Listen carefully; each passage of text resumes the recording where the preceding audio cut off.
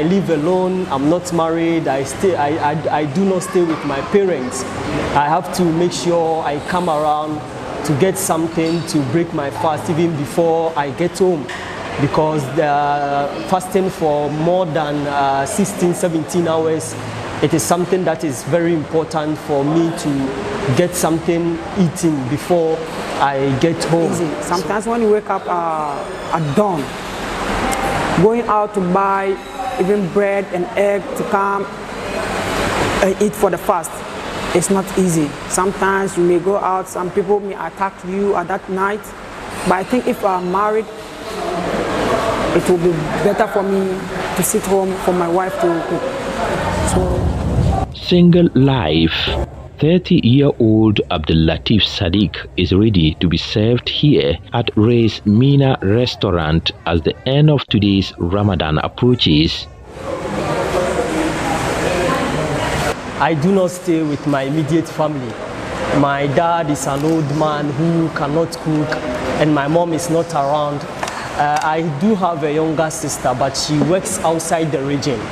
So it makes it very difficult for me to be able to cook, prepare myself, go home and have some dinner before I can sleep. It becomes very tiring.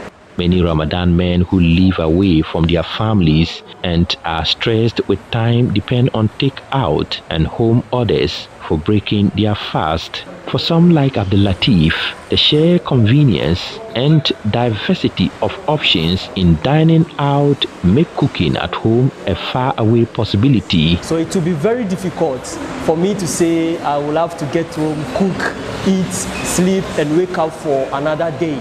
So the best thing for me to be able to do to get myself less stressed is to come here, get something already prepared, eat before I go home.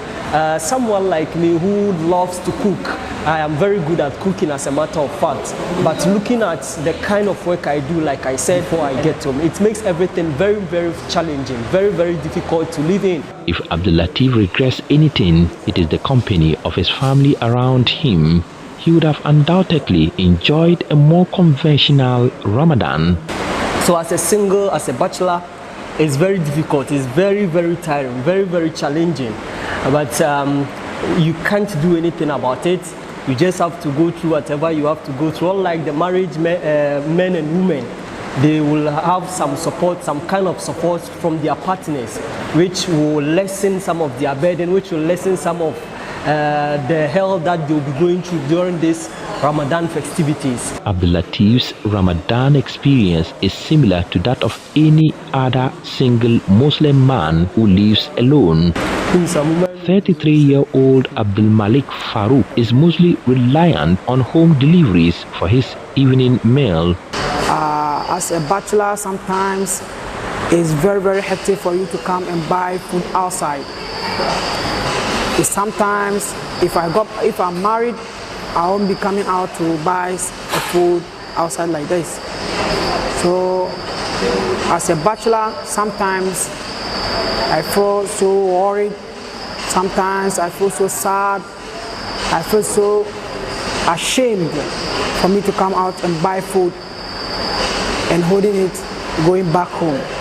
Both Abdul Latif and Abdul Malik rely a lot on eating out. Some of these bachelors' dawn food or suhoor is really light.